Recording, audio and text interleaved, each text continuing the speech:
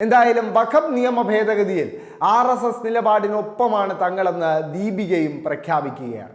BJP നേതാക്കൾ കഴിഞ്ഞ കുറച്ചു കാലമായി നടത്തിക്കൊണ്ടിരിക്കുന്ന ക്രിസ്ത്യൻ അരമന സന്ദർശനങ്ങൾ ഫലം കണ്ടു തുടങ്ങിയിരിക്കുന്നു എന്ന സൂചനകൾ പുറത്തു വരികയാണ്. കാര്യം കഴിഞ്ഞ ദിവസമാണ് Catholic bishops council, Kerala Catholic bishops കൗൺസിലായ KCBC വഖഫ് നിയമത്തിന് അനുകൂലമായി അല്ലെങ്കിൽ വഖഫ് ഭേദഗതി നിയമം BJP സർക്കാർ വഖഫ് ബോർഡിനെ പിടിച്ചെടുക്കുവാനായി നടക്കുന്ന നീക്കത്തിന് അനുകൂലമായി വോട്ട് ചെയ്യണം കേരളത്തിലെ MP-മാർ എന്ന് ആവശ്യപ്പെട്ട് രംഗത്ത് വന്നത്.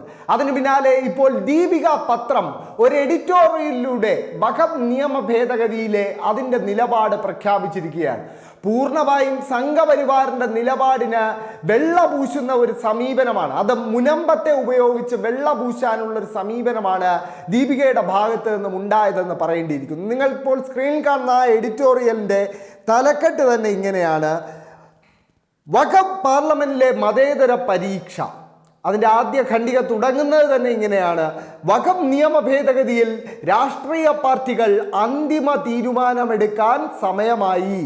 വഖഫ് നിയമം ഇല്ലാതാക്കാനല്ല, കയ്യേറ്റാനുമതി നൽകുന്നതും ഭരണഘടനാ പരിഹാരം നിർദ്ദേശിക്കുന്നതുമായ വകുപ്പുകൾ ഭേദഗതി ചെയ്യണമെന്ന് മാത്രമാണ് ആവശ്യപ്പെടുന്നത്. ഇതോടൊപ്പം കോൺഗ്രസിനോടും CPM-നോടും ചില കാര്യങ്ങൾ പേരെടുത്ത് പറഞ്ഞുകൊണ്ട് തന്നെ ദീപിക പറയുന്നുണ്ട്. അത് അതിൻ്റെ മൂന്നാമത്തെ ഖണ്ഡികയിലാണ്. അതിങ്ങനെയാണ്: ഇപ്പറയുന്നതിൻ്റെ ന്യായം കോൺഗ്രസിനും CPM-നും ഇനിയും മനസ്സിലായിട്ടില്ലെങ്കിൽ ഒന്നും പറയാനില്ല. വഖഫ് പാർലമെന്റിലെ മതേതരത്വ പരീക്ഷയാണ്. നിങ്ങൾ പിന്തുണച്ചില്ലെങ്കിലും ഭേദഗതി പാസ്സാകുമോ എന്നത് വേറെ കാര്യം. പക്ഷേ പിന്തുണച്ചില്ലെങ്കിൽ കേരളത്തിലെ MP-മാരുടെ മതമൗലികവാദ നിലപാട് ചരിത്രമായിരിക്കും മതേതര തലമുറകളോട് കണക്കു പറയേണ്ട ചരിത്രം. അതായത് വഖഫ് നിയമ ഭേദഗതിക്കെതിരായി നിലകൊള്ളുന്നത്, വഖഫ് ബോർഡിലേക്ക് അമുസ്ലിങ്ങളെ അടക്കം തിരികെ കയറ്റാൻ സംഘപരിവാറിന് അധികാരം നൽകുന്ന വഖഫ് നിയമ ഭേദഗതിക്കെതിരെ സംസാരിക്കുന്നത്, വോട്ട് ചെയ്യുന്നത് മതമൗലികവാദമാണ് എന്ന് പോലും പറഞ്ഞു വയ്ക്കുന്നു കത്തോലിക്ക സഭയുടെ മുഖമാസികയായ മുഖപത്രമായ ദീപിക എന്ന് പറയേണ്ടിയിരിക്കുന്നു.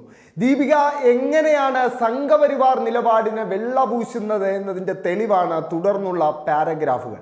അതിലെല്ലാം മുനമ്പത്തെ മുൻനിർത്തിക്കൊണ്ട് ഈ വഖഫ് നിയമ ഭേദഗതിക്ക് ഒരു ന്യായീകരണം ചമയ്ക്കുകയാണ് കത്തോലിക്ക സഭയുടെ മുഖപത്രം. ഏറ്റവും പ്രധാനമായി പറയാനുള്ള കാര്യമെന്ന് പറയുന്നത്, ഇത്തവണത്തെ വഖഫ് നിയമ ഭേദഗതി പാർലമെന്റിൽ അവതരിപ്പിക്കപ്പെട്ട ഘട്ടത്തിൽ തന്നെ അതിൽ അമുസ്ലിങ്ങളെ വഖഫ് ബോർഡിലേക്ക് തിരികെ കയറ്റാനുള്ള സംഘപരിവാറിന്റെ ശ്രമം വലിയ തോതിൽ ചർച്ചയായിരുന്നു.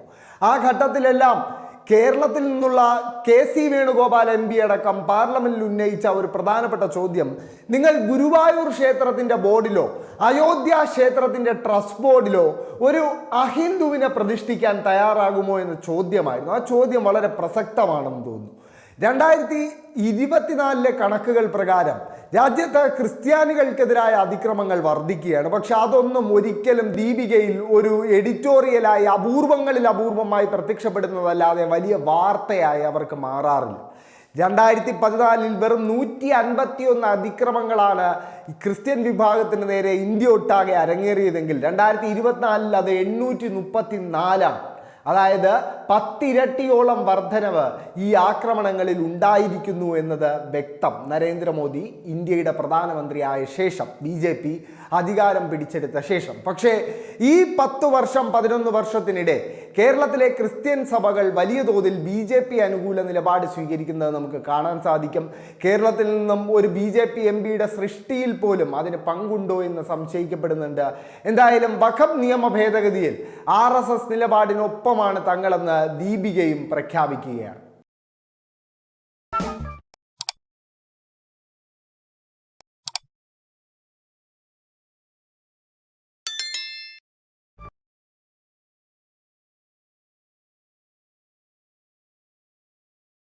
Thank you.